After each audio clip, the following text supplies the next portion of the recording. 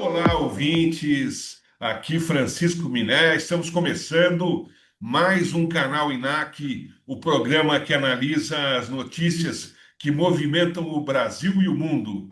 Hoje contamos com os seguintes convidados: o doutor Gonzalo Vecina. Muito bom dia, Gonzalo. Médico sanitarista, idealizador do SUS e da Anvisa, professor da USP e uma das maiores referências em saúde pública. Como vai, Gonzalo?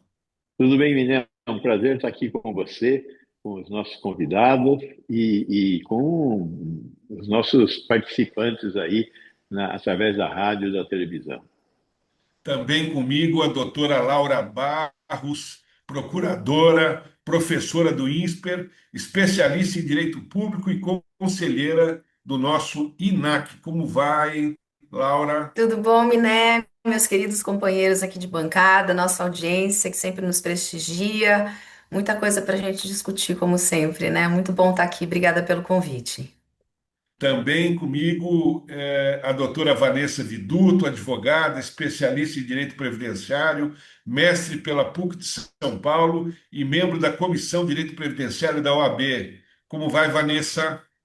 Bom dia, Miné, tudo bem? Como vai, doutor Gonzalo, doutora Laura, doutora Raquel, ouvintes e telespectadores do programa do canal INAC?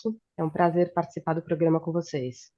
Também comigo a doutora Raquel Marangon, advogada, especialista em arbitragem internacional e integrante das listas de árbitros das instituições arbitrais no Brasil e no exterior. Como vai, Raquel? Muito bom dia, obrigada, Miné, pelo convite. Agradeço também aos membros do Instituto, não aceito corrupção pelo convite. É um prazer estar aqui com colegas tão ilustres. Bom, vamos começar o nosso primeiro bloco. Vamos falar sobre um vídeo que figurou no YouTube,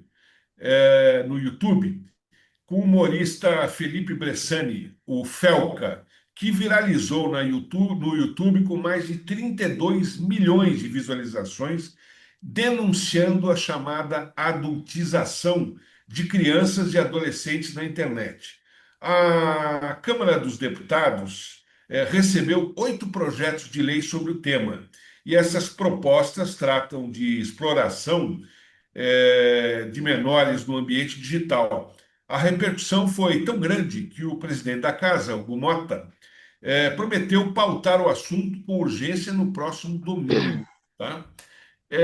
Laura, qual a importância de pautar essas propostas que vão desde definição legal do termo adultização e a criminalização desse comportamento até medidas preventivas, como bloqueio de algoritmos e contas que promovam a exploração e sexualização de menores? Bom, Miné, primeiramente, né, oficialmente aqui, bom dia a todos. Miné, esse é um assunto de extrema importância. Eu acho que o FELCA realmente fez aí um grande trabalho, e aí a gente vê como a importância do apelo, né? Quão grande é a importância do apelo, da forma de se comunicar, porque essa discussão já vinha em pauta há muito tempo, né? O Supremo já tinha analisado essa questão, porque, claro, a gente não pode destacar. Ou tentar isolar a questão da exposição das crianças e adolescentes nas redes sociais sem contextualizá-la, no sentido de que atualmente as redes sociais são terra de ninguém, né? Então, não é só esse tipo de crime ou de postura inadequada que se vê nas redes, existem muitas outras e que estão aí carecendo de uma disciplina, no meu modo de ver, um pouco mais incisiva. Então, primeiro, a gente precisa contextualizar essa questão, endereçar essa questão, e daí a gente se coloca numa posição, em especial considerando o momento que a gente vem passando no mundo, falo mais especificamente aqui em relações Brasil-Estados Unidos, esse desgaste, essas tentativas desastradas e absurdas de ingerência na nossa soberania, Por quê? Porque a gente vai falar também de interesses das Big Techs, que também está aí no palco das pressões, das chantagens, das medidas impostas pelos Estados Unidos. Eu acho que ninguém aqui é ingênuo a ponto de acreditar que a gente está falando meramente de sanções econômicas, né? Já há muito tempo desbordou disso. Então, primeiramente, pensar em como a gente vai disciplinar essa questão das redes sociais, das Big Techs. O Congresso vem discutindo isso há muitos anos.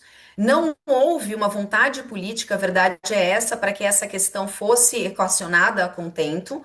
O judiciário foi chamado a se posicionar, posicionou-se recentemente, né? Falou ali a respeito do artigo 19, da não necessidade de intimação judicial para que se tirem alguns conteúdos das redes, mas é claro, isso é absolutamente insuficiente. Então, essa disparada, esse gatilho que o Felca trouxe foi realmente muito importante, porque mostrou a força, a mobilização da sociedade. Então, isso é uma coisa muito importante, muito positiva. A partir de uma denúncia levada a efeito numa linguagem palatável, que chegou às diversas casas brasileiras, que comunicou com os cidadãos, que comunicou com os jovens, criou-se uma consciência coletiva da urgência da disciplina desse assunto. Resta saber, mais uma vez, se isso realmente vai conseguir ser levado à pauta, vai ser levado a efeito, porque a legislação que a gente tem hoje de proteção à criança e adolescente, não obstante ela exista há bastante tempo, ela é insuficiente, né? A gente já via posturas inadequadas por parte, de pais, de famílias que colocam essas crianças em linha de frente e pessoas que se aproveitam dessas pessoas que ainda não têm aí seu desenvolvimento completo. Eu cito aqui programas tipo Pequenas Misses, que foi febre nos Estados Unidos, e hoje a gente está vendo o estrago emocional, o estrago na vida dessas crianças, irreversível, que ocorreu a partir daí. Então, eu não tenho dúvida de que essa questão precisa ser endereçada, mas ela precisa ser endereçada com seriedade, com responsabilidade, e não no afã de agradar a opinião pública. Existem projetos que já vinham sendo discutidos há muito tempo, com participação da sociedade civil, com a realização de audiências públicas. Então, no meu modo de ver, esse é o caminho, esse é o bom caminho. Vamos resgatar o que a gente já tem construído e fazer com que caminhe de uma forma mais satisfatória em termos de time mesmo, a partir dessas demandas que existem. Se a gente for começar ou pretender criar algo do nada para atender lobby daqui ou lobby dali, ou eventualmente nos curvar a essa chantagem que está sendo feita com relação a todos os brasileiros, a gente vai ficar numa situação muito delicada e as crianças e os adolescentes vão permanecer expostos a todo esse tipo de absurdo nas redes sociais, inclusive. Muito bem, Laura. Doutora Vanessa Viduto, ainda sobre esse tema, que é um tema bastante importante e significativo, principalmente para quem é pai e para quem é mãe, né?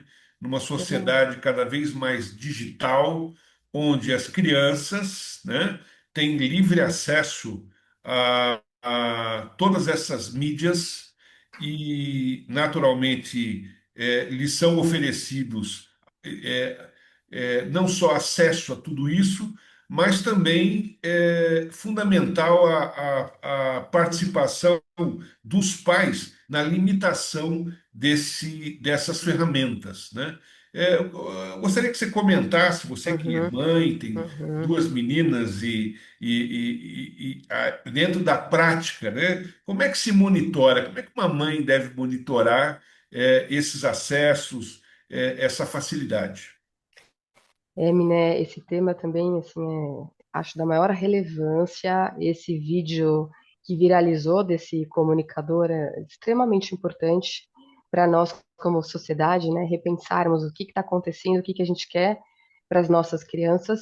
E, assim, primeiro aspecto que eu queria comentar é o impacto de um conteúdo digital, de mobilizar a pauta do Congresso e agilizar diversos projetos de lei que estão ali parados, sem a devida importância, e fazer com que o Congresso se mobilize para pautar e discutir esses temas, né?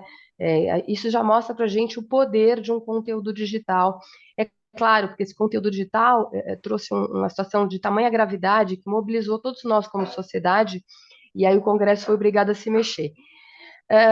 O que me ocorreu também assistindo esse vídeo, vendo os temas que foram levantados por esse comunicador, pelo Felca, a importância, primeiro, de se debater novamente a responsabilidade das plataformas digitais. Quando ele mostra, né, num dos trechos do vídeo, ele mostra quão fácil é você criar um perfil nas redes sociais e, e como é que os algoritmos trabalham quando você começa a buscar um tipo de conteúdo e aí o algoritmo trabalha de uma forma em que aquele conteúdo específico vai começar a entrar automaticamente para você sem qualquer filtro. Aí ele mostrou para gente que quem faz uma busca de conteúdo que contenha criança vai começar a receber conteúdo com criança, ou seja, que pode ser um tema inocente, mas nas mãos de pessoas erradas, mal intencionadas e pedófilos, isso é uma bomba. Uh, Isso mostra a importância da responsabilização das plataformas digital ao facilitar esse tipo de acesso, a não estruturar os seus algoritmos de forma que impeça esse tipo de, enfim, de proliferação de conteúdo, que isso caia de forma errada nas mãos de quem não deve receber esse tipo de conteúdo. Mostrou a importância também da responsabilização dos adultos que expõem as crianças. Eu, como mãe, parei para pensar que tipo de foto que eu exponho das minhas filhas nas redes sociais. Mesmo qualquer foto vale a pena? Qual que é o propósito disso? O que que eu ganho? O que que minhas filhas ganham com qualquer tipo de exposição nas redes sociais? Eu, como mãe, muitas vezes, inocentemente, a gente quer mostrar um filho que cresceu por algum amigo distante que a gente tem ali contato nas redes sociais, mas isso é um perigo, porque né, você está colocando teu filho ali à deriva de qualquer tipo de pessoa. Eu participei uma vez de uma palestra muito interessante na escola das minhas filhas, é, em que a profissional que estava ali palestrando disse que você deixar um filho num quarto fechado, com acesso às redes sociais, era mais perigoso que largar um filho numa praça pública à meia-noite. Então a internet é isso, é terra de ninguém e ela precisa ser regulamentada. Não só responsabilizando as big techs, como a doutora Laura falou, discutindo mais a fundo essa responsabilidade, trazendo mecanismos na legislação para responsabilizar quem facilita a proliferação desse tipo de conteúdo, mas também responsabilizando os adultos que promovem essa exposição. E é claro que a gente tem uma legislação, a UECA, a Constituição Federal, que prevê a proteção integral da criança e do adolescente, mas é evidente que não é o suficiente, que a evolução da sociedade, da ciência e da tecnologia já mostraram para nós aqui como sociedade que essa legislação não dá conta de regulamentar e de proteger da forma que as nossas crianças precisam. Então, eu, como mãe e também como jurista, parei para pensar, através desse vídeo, né, como é que eu posso fazer, o que eu posso fazer como mãe para cuidar melhor e proteger as minhas filhas, e certamente fui repensar meus conteúdos, os meus posts, fui ver ali o que tinha disposição das minhas filhas que poderia cair na mão de alguma pessoa mal intencionada e apaguei. Eu acho que isso foi bastante válido. E a partir daí, a responsabilização legislativa, eu acho que vai trazer também uma consciência melhor para as pessoas nesse sentido, e até para aqueles que, de forma deliberada, expõem as crianças, né, para propagar e para monetizar com esse tipo de conteúdo absurdo. Então, esse vídeo demora importância. Espero que o Congresso, de fato, dê a importância para o debate, para o aprofundamento, coloque em votação essa legislação para a gente proteger o futuro das nossas crianças. Muito bem, Vanessa. Raquel, ainda dentro dessa nossa lógica, né? Eu teria para falar sobre esse tema, né? Que é um tema que vai dar muito problema no que diz respeito à liberdade de expressão, né? E muita negociação relacionada à forma de tentar se regular sem se censurar toda essa rede. Eu acho que a Raquel está com um probleminha técnico. Eu vou passar essa questão para o Gonzalo, né? Gonzalo, eu vou mudar um pouquinho essa pergunta, né? Porque na realidade hoje nós temos essa tecnologia como algo sem volta, né? E ainda dentro deste sem volta, nós temos uma questão bastante relevante, que é o seguinte: as crianças estão ficando sem sono, né? Estão perdendo o sono, estão recebendo informações muitas vezes em fake news, né? Estão expostas a situações de pedofilia, sexualização precoce, entre outras questões que podem gerar problemas de natureza psicológico, psiquiátrico, absolutamente sérios, né? O que você pode contar sobre o prejuízo, né, da digitalização excessiva? Veja, eu acho que a gente tem que esquartejar um pouco esse problema para conseguir abordá-lo de maneira mais adequada. Primeiro, eu acho que uma coisa são as atitudes que os pais devem tomar em relação aos seus filhos. Então, o tempo de tela, existe um conjunto de atitudes que são recomendadas e hoje estão sob o domínio de todos que devem ser adotadas. E esta é uma responsabilidade paterna. A segunda coisa é sobre o fato de que nós estamos falando de sistemas de comunicação. Eu acho que essa discussão sobre censura é uma discussão muito importante. Eu acho que nós caminhamos muito com as novas atribuições das redes sociais, que as redes sociais são um instrumento importante de veicular informação e de transformar a sociedade numa sociedade mais dinâmica. Por um lado. Por outro lado, nós não podemos esquecer, embora eu não seja um operador do direito, nós não podemos esquecer que o que é crime fora das redes sociais é crime nas redes sociais também. Há uma tendência a querer tratar de uma forma glamurosa as redes sociais. Está errada a tendência de tratar de forma glamurosa as redes sociais. O que se comete de crime fora das redes sociais é crime nas redes sociais e deve ser punido. O que nós não podemos é aceitar a impunidade. Chega de impunidade. Então, é crime fora, é crime nas redes sociais. Eu acho que nós temos que tomar atitudes no sentido de diminuir a probabilidade das crianças serem adultificadas, como você está dizendo aqui. Por quê? Porque isso é um crime e faz mal para nossas crianças, faz mal para a nossa sociedade. Eu acho que os países europeus deram um bom exemplo do caminho a ser seguido. E eu duvido que os Estados Unidos mantenham essa sua visão de que não pode haver nenhum tipo de censura. É impossível conviver com o tipo de desgaste que está sendo provocado por esses, entre aspas, né, influencers que estão, na verdade, negociando na internet a pedofilia e a sexualização das nossas crianças. Então, uma coisa é uma coisa, outra coisa é outra coisa. Pais, façam a sua parte. E o Estado brasileiro tem que fazer a sua parte também. Bem, Gonzalo. Raquel, eu sei que você está com algum probleminha de imagem, mas de qualquer maneira, se você nos escuta, eu renovo a pergunta a respeito dessa polarização do que seria liberdade de expressão, né? Ou liberdade de acesso, livre acesso, que o Gonzalo bem lembrou, que é questão de censura ou não censura, né?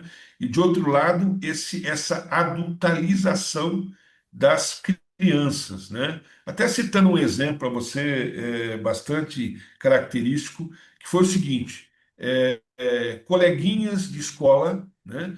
Coleguinhas de escola que fazem parte da rede Instagram, né, simplesmente começaram a olhar o perfil e as páginas que a professora de matemática assim visitava, né? E começaram a comentar que ela visitava sites suspeitos, sites eróticos, né? E aí nós tivemos um grande problema relacionado a esse tema, né? Eu queria, Raquel, que você aproveitasse esse gancho para dizer o seguinte: como é que a gente vai negociar bem uma situação tão séria para a sociedade, tão séria para a formação educacional das nossas crianças?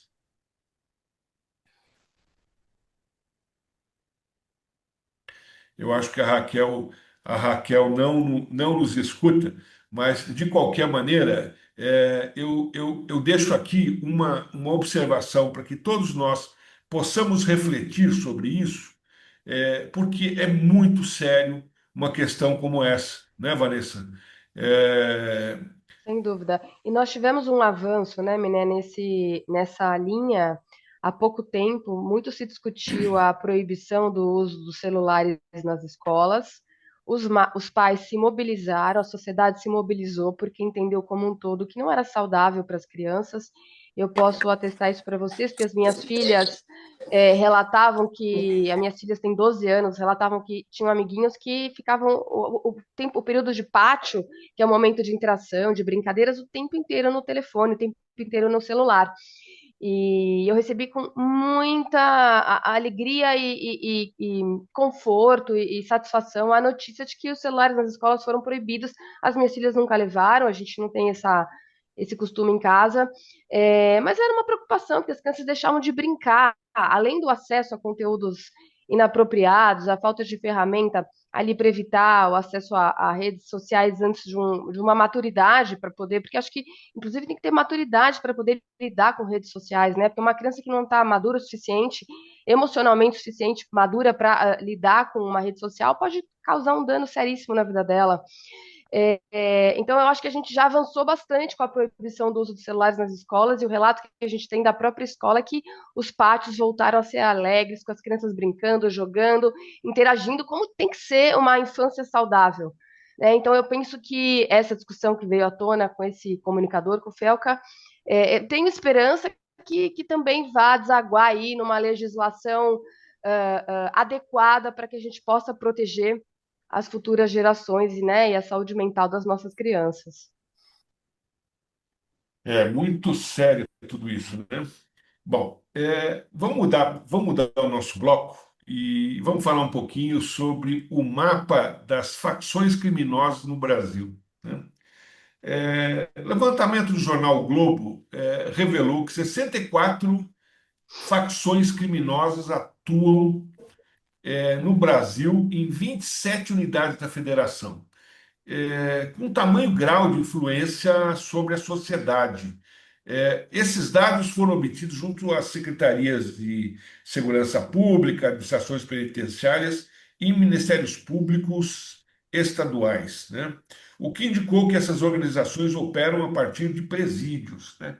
Laura, eu até vou caprichar nessa pergunta, porque nós imaginamos que tipo de grande prejuízo, né, essa prioridade de conter essa expansão, ela pode resultar numa grande preocupação da sociedade. E, de outro lado, eu gostaria que você pontuasse também uma outra questão, que estas 64 facções, elas surgem em localidades, em comunidades, onde o poder público não atua, né? Onde o poder público é ausente, né? Então, na realidade, onde o Estado não está, a sociedade, entre aspas, se organiza para estar de uma forma distorcida, seja através de milícias, seja através de crime organizado, seja através de outras formas de má organização. Queria que você comentasse sobre isso. Não, Francisco, então, Miné, eu acho que na verdade isso aí, acho que não traz muita surpresa, né? Infelizmente, esses dados não nos surpreendem, porque eu acho que todo brasileiro no dia a dia tem a nítida impressão de que o Estado perdeu o controle. Estamos todos acuados, não nos sentimos seguros nem nas nossas casas, né? Tem a criminalidade virtual, mas continua muito efetiva, também muito presente a criminalidade das ruas. Principalmente nas grandes cidades, mas não só, a gente está vendo o espraiamento dessa condição. Eu acho que o estresse por exposição à violência do brasileiro, se a gente fosse medir, é ininterrupto e atinge graus assim absurdos. E é claro, falhamos muito como sociedade e como Estado. Eu acho que parece que passamos muito tempo fazendo meio que ouvidos moucos a isso, sabe? Ah, a gente prende como se a política de encarceramento em massa fosse resolver alguma coisa. A gente tem inúmeros dados, inúmeras evidências que nos levam a que isso não resolve o problema. A gente precisa de política pública, precisamos repensar formas de inclusão de crianças e adolescentes que estão em territórios menos incluídos ou menos privilegiados em termos sociais, em termos econômicos. Enquanto a gente não conseguir pensar como Estado, como nação, a gente vai ver a perpetuação dessas situações. Eu vejo com muita tristeza como realmente o crime organizado foi se espraiando nos mais diversos nichos da nossa sociedade, inclusive na institucionalidade estatal. A gente vê hoje, infelizmente, cadeiras do Poder Legislativo que são sabidamente ocupadas por integrantes de facções, da mesma forma, cargos no Executivo e no Judiciário, inclusive. A gente tem notícias de financiamento, inclusive de estudos de pessoas para que possam ingressar nesses quadros estatais e daí de dentro ajudar a colaborar para essa desconstrução da institucionalidade do Brasil, né? Como se pudéssemos aí ficar realmente oficialmente a partir daí à mercê dessas organizações. Então a gente precisa pensar e não tem grandes mistérios, né? Como eu disse, existem vários estudos já nesse sentido. Em que nos levam a crer que, havendo vontade política de verdade, a gente consegue minimizar esse problema. E dois aspectos aqui eu gostaria de destacar. Primeiro, a questão da inteligência. O Estado tem que ter estratégia para lidar, porque essas organizações, elas são muito organizadas, elas têm muita tecnologia, elas sabem se comunicar de uma forma muito efetiva. Bem ou mal, elas funcionam. A gente ouve muitas vezes nossos tribunais do crime, eles são infalíveis, eles sempre têm um veredito que realmente eles partem das premissas da verdade. A conclusão a gente pode questionar, mas eles têm uma sofisticação nesse sentido. Por que nós, que gozamos aí de toda essa estrutura, de toda essa. Podemos transitar à luz do dia, pelo menos em tese, não conseguimos debelar esse tipo de questão. Então, primeiro, raciocinar, ver quais as providências, não começar com transferir preso de um lugar para outro para possibilitar o espraiamento de uma organização. E, em segundo lugar, é ir atrás do dinheiro, começar a realmente promover o estrangulamento econômico dessas organizações, porque sem dinheiro elas não conseguem agir.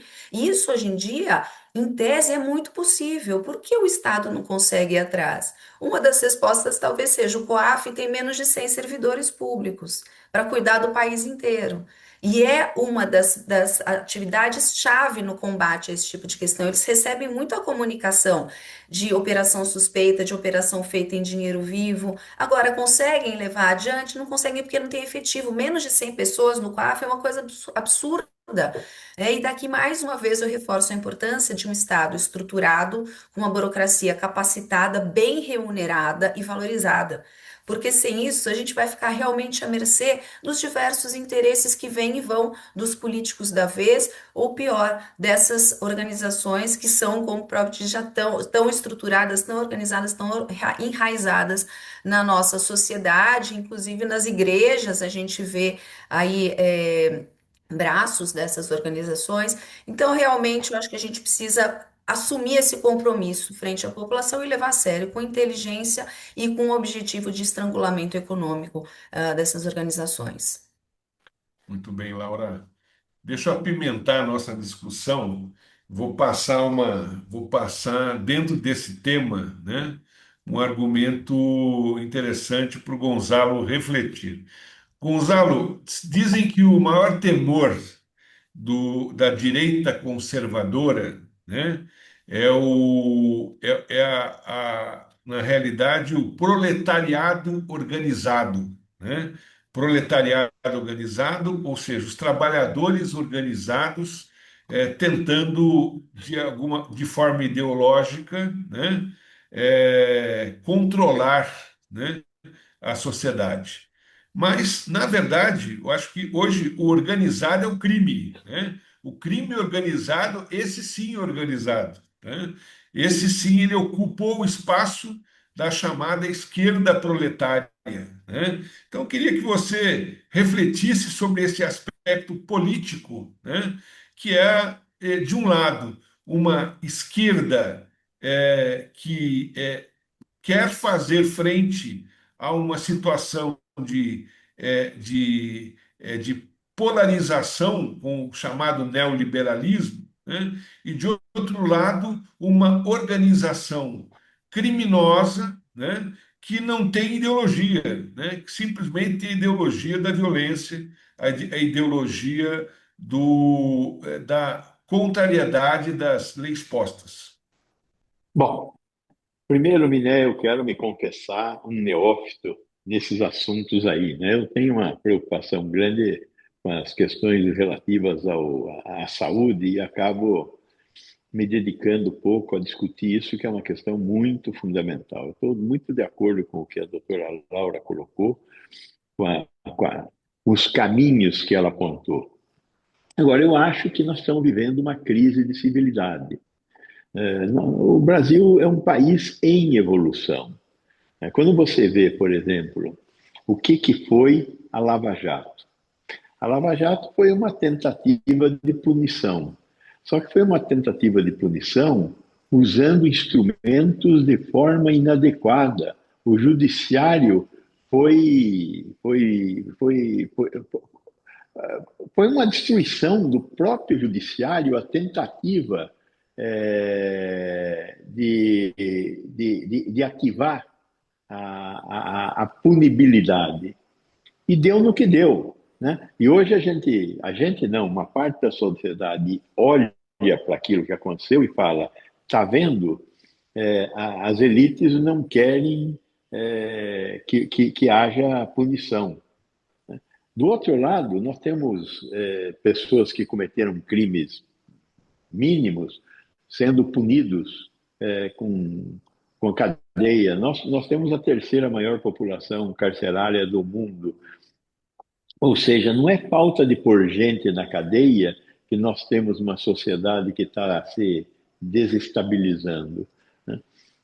Nosso grande problema, como a doutora também realçou, é a impunidade. E parte dessa impunidade é fruto de um Estado desestruturado para fazer frente às necessidades que nós temos de distribuição adequada da justiça.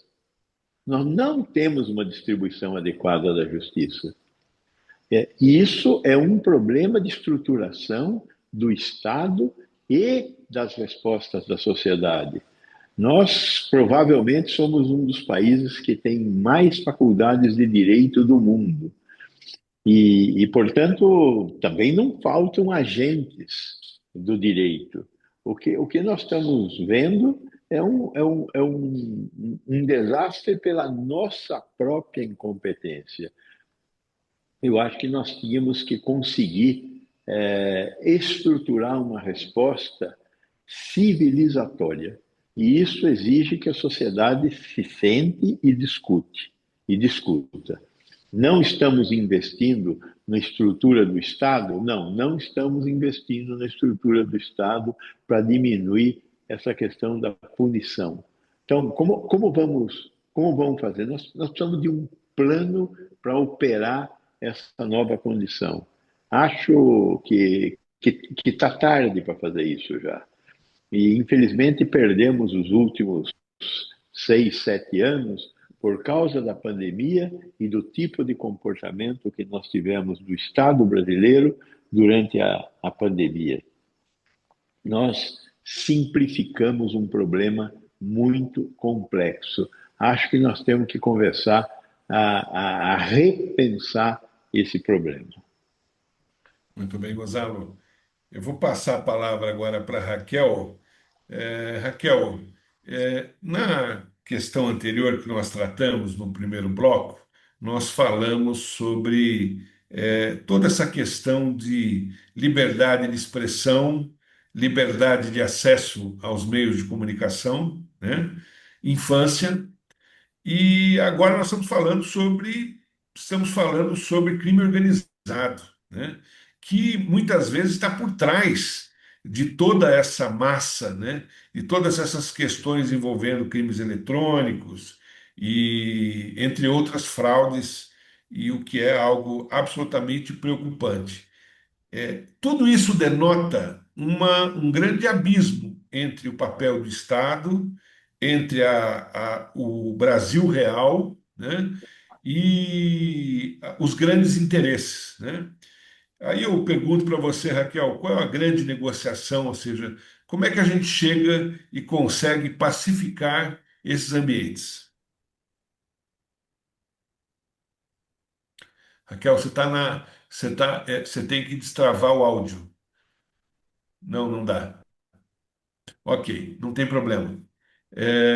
Então, de qualquer forma, eu passo a palavra aqui para Vanessa. Vanessa, na mesma pergunta da Raquel, para que a gente possa, de alguma forma, dar continuidade a esse tema do crime organizado, ciente que nós tivemos o seguinte problema, né?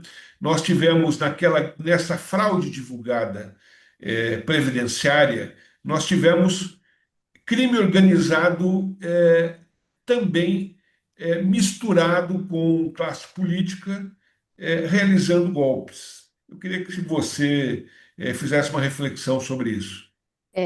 Nesse ponto, né, nesse tema aí das fraudes no INSS, é mais grave porque a gente está falando de uma criminalidade que foi, digamos assim, facilitada por quem estava no poder e não propiciou meios de fiscalização, não quis fiscalizar, recebeu denúncia e não quis verificar o que estava acontecendo. É mais grave ainda do que a história do crescimento ou tão grave quanto, né, o crime organizado de dentro das próprias cadeias. Assim, essa fraude do INSS, eu acho que trouxe perplexidade para todo mundo, né? Porque as pessoas, as instituições se cadastrando no INSS, permitindo autorização para usar de um mecanismo, de um sistema informatizado, por meio de documentos fraudulentos ou documentos que nem existiam, que eram supostas autorizações de consignação de empréstimos ou de uso de serviços de determinadas associações e sindicatos, descontarem dinheiro de um benefício previdenciário, um benefício social, quer dizer, utilizando a própria máquina estatal para praticar o crime. É extremamente grave. Isso mostra também como o Estado está omisso, né? Porque a gente viu o que estava acontecendo há muito tempo. Há muito tempo, há mais de 5 anos. Os aposentados vão conseguir recuperar os valores dos últimos 5 anos, mas isso não se iniciou nos últimos 5 anos. A fraude é mais antiga do que isso. Então é muito grave. Voltando aqui um pouquinho para a questão do crime organizado, esse dado que você traz para nós, que o crime organizado cresceu e ele é de dentro das cadeias, isso é muito assustador. Eu concordo integralmente com todas as colocações que a doutora Laura fez aqui, porque, assim, primeiro, mostra novamente que, mesmo encarcerando essa política e esse foco no encarceramento, ela não resolve. Com esses criminosos, líderes e bandidos encarcerados, não há vontade política de se evitar que essas pessoas se comuniquem, porque para que haja organização é preciso que haja comunicação e comunicação para fora das cadeias, né? Então, quer dizer, não se aparelha para evitar sinais de celular fora dos presídios, não fiscaliza o que está acontecendo dentro dos próprios presídios, é permitir que um indivíduo que está encarcerado, sobre o cuidado do Estado, se organize melhor do que o próprio Estado. É absurdo. É muito absurdo. E é como a doutora Laura falou, mais uma vez a gente se sente inseguro dentro das nossas próprias casas, né? Então a gente perdeu completamente o controle. Eu acho que tem que pensar numa solução a curto prazo, que é, obviamente, melhorar, diante desses dados, melhorar o aparelhamento, bloquear sinal de celular, isolar líder, enfim, fazer um trabalho investigativo, um trabalho de inteligência para curto prazo estancar esse crescimento dessas milícias aí dentro dos, das cadeias, e um trabalho a longo prazo de investir em educação, porque a única forma de você incluir as pessoas e proporcionar que elas façam opção pela não criminalidade é você educar o indivíduo com uma boa educação e permitir que ele faça uma escolha de uma profissão, que ele consiga se colocar no mercado de trabalho. Essa é a forma de investir a longo prazo nesse problema gravíssimo da segurança. Então é isso, assim, a gente fica estarrecido, eu acho que vivemos momentos difíceis, né, da nossa vida, da nossa história, a população insegura, o brasileiro, de fato, é estressado, é tenso, acho que todo mundo né? A gente que mora em São Paulo, aqui na grande cidade, eu tenho medo de no sábado, às 2 da tarde, ir até a manicure que é na esquina da minha casa e ser assaltada. Então, eu vou levar, levo só o cartão, não levo o celular, mas o cartão pode ser roubado também. A gente vive numa eterna insegurança enquanto não houver, de fato, vontade política de investir em segurança, investir a longo prazo na inclusão, inclusão dos jovens, na educação dos jovens, esse problema não vai melhorar, infelizmente.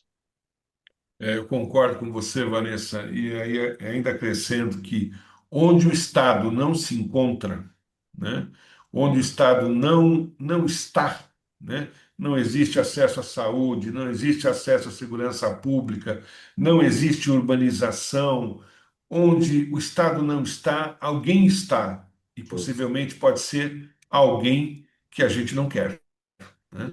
Eu acho que essa é uma questão absolutamente importante. Mas vamos partir para o nosso terceiro bloco. Vamos falar um pouquinho sobre temas absolutamente recentes. O dono da Ultrafarma e o executivo da Fast Shop foram presos em ação do Ministério Público por crime fiscal, né?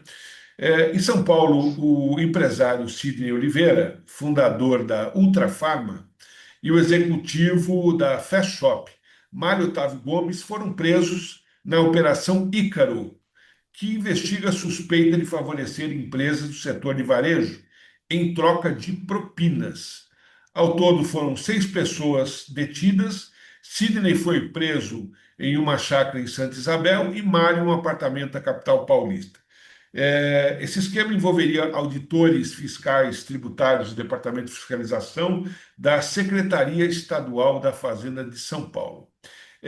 Gonzalo, nós parece que nós não evoluímos nessa questão envolvendo o combate à corrupção. Nós continuamos com os mesmos problemas de desvios de recursos que poderiam ser é, aplicados na saúde e na educação.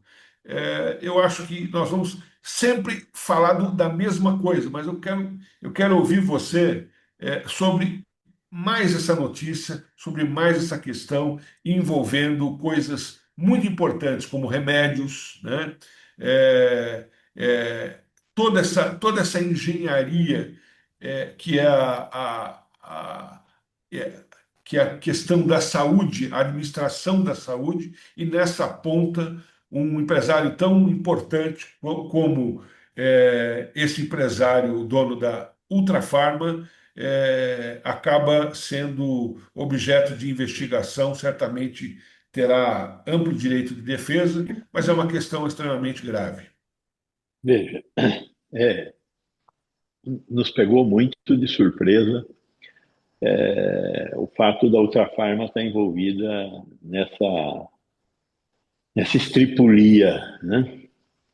É, não tenho dúvida de que isso tem muito a ver com o assunto anterior, o assunto do crime e dos criminosos, né? Estamos falando de criminosos de novo, né?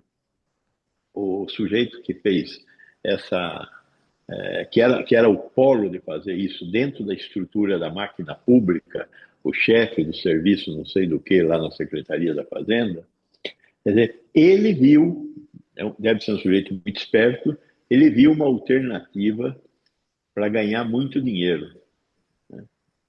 Aparentemente, o que ele mobilizou nos últimos 2 anos é qualquer coisa da ordem de 2 bilhões de reais. Provavelmente é muito maior isso, mas o que apareceu na imprensa até agora são esses 2 bilhões de reais.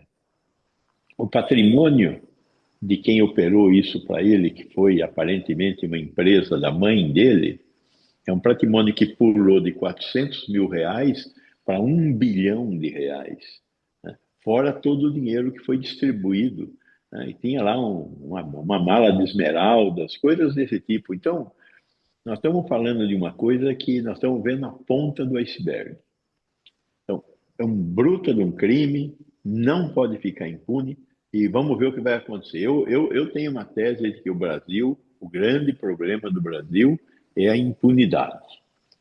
Quer dizer, se nós não diminuirmos a impunidade, nós não vamos diminuir a realização de crimes. Porque eu faço crime com a certeza que não vai acontecer nada. Nesse campo financeiro, então, Deus o livre, né? É, os Danta, os Opportunity, os imensos crimes que nós tivemos e nada aconteceu. Volto a dar o exemplo da Lava Jato. A Lava Jato foi um mau exemplo, foi errado o que ela cometeu, foi um duplo crime, porque nós hoje agora temos receio de fazer o que deve ser feito quando deveria ser feito. Agora, é, um elemento fundamental desse crime aí é falta da capacidade do Estado brasileiro de realizar a fiscalização. Não existe atividade pública sem auditoria. Não existe nenhuma atividade que sobreviva sem auditoria. Tem que haver auditoria e controle. E nós estamos diminuindo o espaço dos nossos da nossa capacidade de verificar se o que o Estado deveria fazer está sendo feito.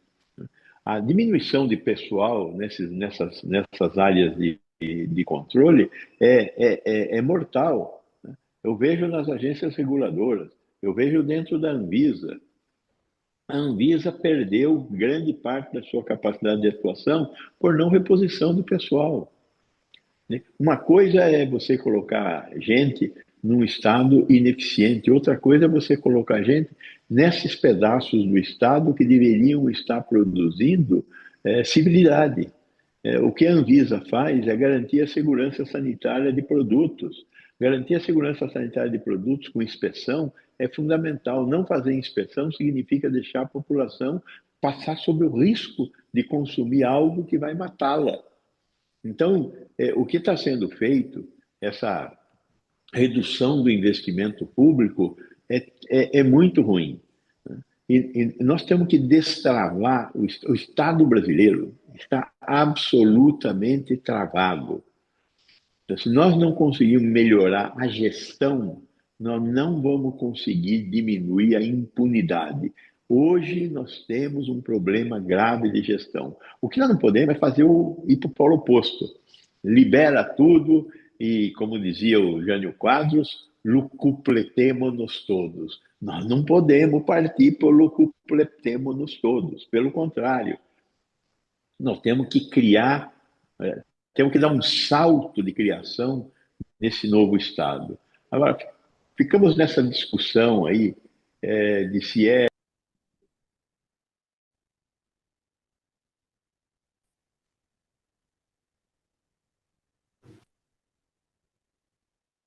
Acho que ele caiu. Eu acho que o Gonzalo deve ter caído. Vanessa, dentro dessa ideia que o Gonzalo estava concluindo, e daqui a pouco ele retorna, eu imagino a seguinte situação. Consegui. Gonzalo, você já Desculpa, voltou. já voltei. Mas o que eu queria dizer, eu disse. Podemos ver a opinião das doutoras aí. Vanessa, Pois não. A respeito dessas prisões, né? São notícias que nos pegam com surpresa e aí nós vemos, né? Agentes públicos se locupletando, com esquemas milionários, utilizando empresas grandes que faturam alto, para fornecer, facilitar esquemas de corrupção. É um absurdo, né? Mas eu, sendo muito sincera, eu não sei desde quando foi apurado que isso estava acontecendo, mas é grave, é gravíssimo. Parece que não são só essas empresas que apareceram na notícia, né, que estão envolvidas, tem outras empresas envolvidas. Então a gente vê aí uma iniciativa privada corrompida, é, alguém que representa o governo, no caso, né, um auditor fiscal que está ali para auditar, para fiscalizar, ao contrário, facilitando movimentos de corrupção, de locupletamento, a coisa toda girando muito mal, né, acontecendo de forma muito errada. Isso mostra falta de fiscalização, né? Não há mecanismos de controle, não há mais de uma pessoa atuando, não há pessoas verificando o trabalho daquele auditor. existe algum movimento, alguma engrenagem muito mal organizada que permita que esses esquemas vira e mexe, venham à tona e a gente tem esse tipo de notícia. Então, é preciso repensar também essas engrenagens e fazer com que elas aconteçam de uma forma que haja uma fiscalização interna por parte do poder público, né? E, obviamente, punir com todo o rigor da lei essas empresas privadas que estão se beneficiando desses esquemas fraudulentos. Eu acho que essa é uma questão absolutamente relevante. Laura, ainda dentro dessa questão, que é uma questão complexa, problemática, nós tivemos a participação efetiva de agentes públicos, da Receita Estadual envolvidos, né? E hoje nós temos, eu posso afirmar, que nós temos, dentro do sistema de fiscalização, todo um mecanismo já de Big Data, né, que facilita não só a fiscalização, mas também impede situações pontuais que nós víamos no passado, né, que era aquela situação onde o fiscal ia até o comércio, tá?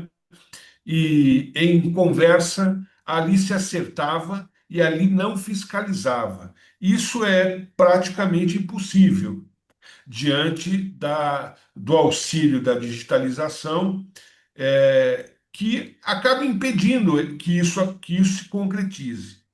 Aí o que acaba acontecendo? Acaba acontecendo que se cria outros mecanismos de planejamento tributário, né, para, de alguma maneira, omitir receitas, né, muitas vezes através de advocacia administrativa realizada por esses agentes fiscais, tá, que estas sim envolvem fraudes absolutas, né? Então, eu queria que você contasse um pouquinho sobre isso, sobre essa dificuldade que é fiscalizar e, ao mesmo tempo, como isso acaba vindo à tona, né, com muita facilidade à medida que nós temos instrumentos hábeis para poder identificar isso. Então, né, sabe que esse caso em especial que está sendo comentado aqui, ele pessoalmente me trouxe assim um déjà vu absurdo. Porque, não sei se vocês se recordam, na época da máfia do ISS, na Prefeitura de São Paulo, era mais ou menos o mesmo esquema. Os auditores fiscais, só que era um outro tributo, né, faziam uma negociação com a iniciativa privada e houve ali o envolvimento de muitos auditores fiscais também. E aqui eu já deixo, eu acho difícil que haja um agente público envolvido, a gente já tem mais alguns, mas impossível numa repartição pública uma pessoa ao lado está cometendo um crime e a outra não perceber. A gente tem uma estrutura minimamente organizada de administração pública que nos permite perceber irregularidades, ainda mais se essas irregularidades vão se repetindo ao longo do tempo e movimentam valores tão vultosos como esses de que a gente está falando agora. Então, é evidente que havia ali uma estrutura e muito mais pessoas envolvidas, ouso dizer. Da mesma forma, empresas beneficiadas. Eles não se criam um esquema desse tamanho para beneficiar uma ou duas empresas, né? Isso aí tem ali um modus operandi que tem método, tem estratégia e que vai se repetindo.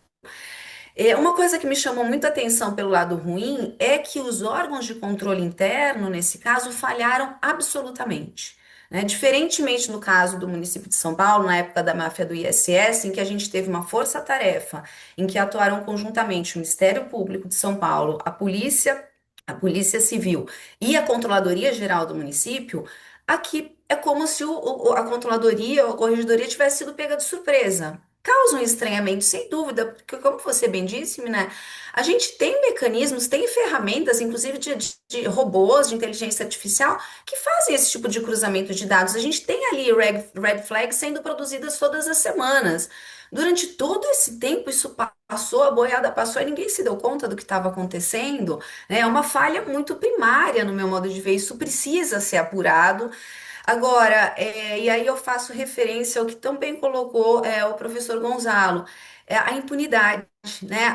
Você vê, eu estou falando de um escândalo que veio à tona em 2013, né? A gente está em 2025, a gente tem o mesmo modus operandi, a mesma situação e o mesmo prejuízo aos cofres públicos, claro, comparadas aí as dimensões, mas com muito pesar para a população em geral. E por que isso se repete, né? E daí, falando do nosso assunto anterior, lei da ficha limpa. Quem está lá para votar a ficha limpa não está querendo relativizar? Por quê? Qual é o interesse? Porque é democrático? Não me parece. E um aspecto muito importante é que eu faço referência novamente à máfia do ISS e não estou cometendo nenhuma indiscrição, porque são dados públicos. 99% dos processos levados a efeitos contra os auditores fiscais e as empresas envolvidas na máfia acabaram em nada. Por quê? Porque a gente teve uma alteração na lei de improbidade administrativa em 2021 que desconfigurou absolutamente a lei.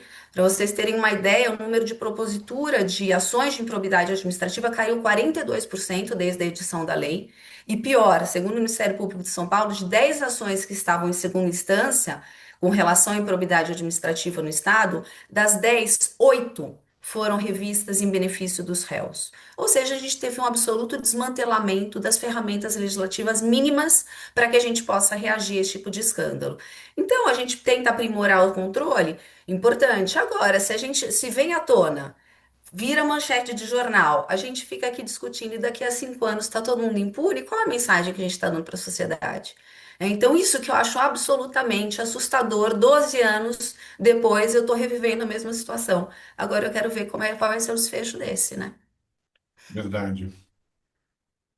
Vamos passar para o nosso quarto bloco e último bloco.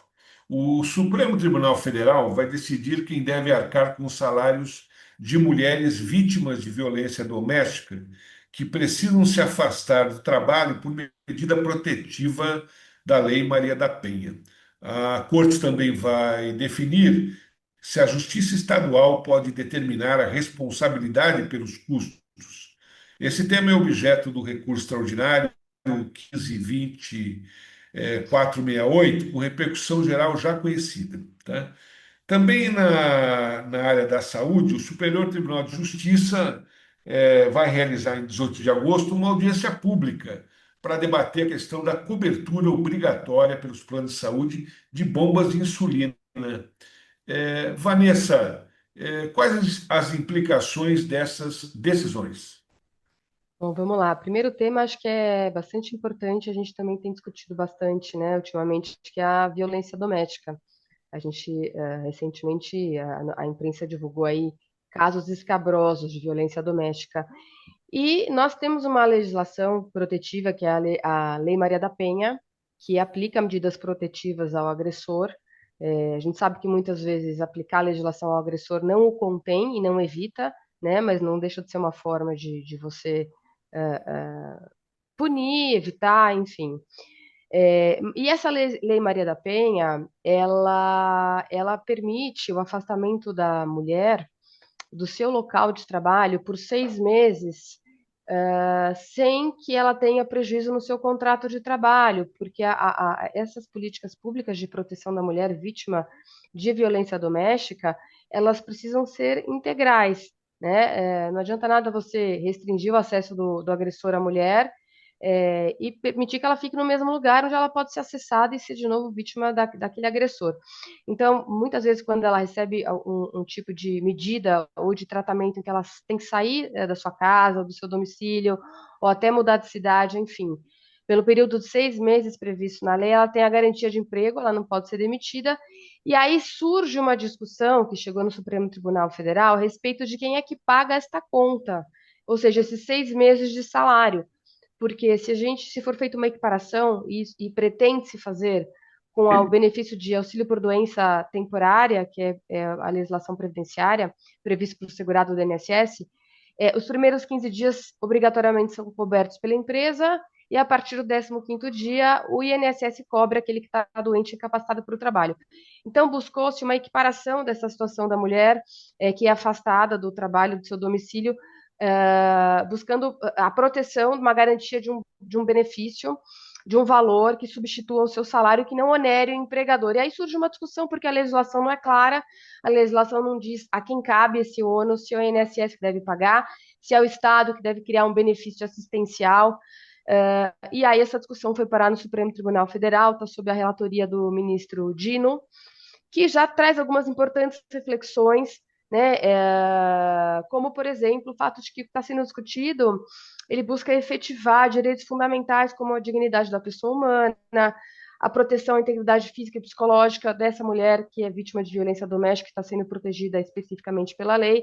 E o judiciário foi chamado a trazer uma resposta que eu penso que não cabe ao Poder Judiciário, mas sim ao Poder Legislativo, porque benefício previdenciário não pode ser criado pelo Poder Judiciário. Benefício previdenciário precisa ser criado pelo legislador e precisa haver uma fonte de custeio previamente para aquele benefício, porque senão daqui a pouco a gente está discutindo de novo o desequilíbrio da previdência social e repassando essa conta para os segurados que vão se aposentar, né, com 80 anos, porque os cofres do INSS não dão conta de suprir aquelas pessoas que estão sendo atendidas pelos benefícios. Então, é uma discussão importante.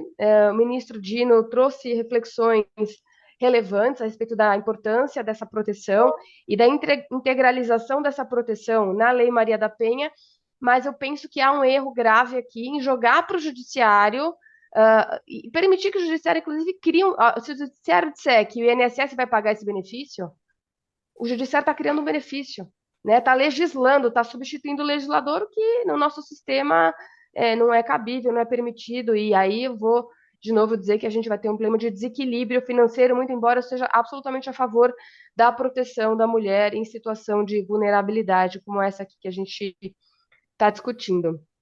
Aí eu não sei se os colegas querem fazer algum comentário a respeito também desse tema. Infelizmente, Vanessa, não teremos mais tempo.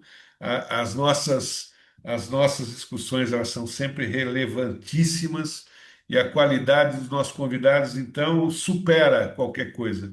Eu vou agradecer aos nossos ouvintes e internautas e também agradecer a Raquel, que tentou entrar aqui, infelizmente, por questões técnicas não foi possível, e ela vai voltar aqui para poder nos brindar aí com os seus conhecimentos.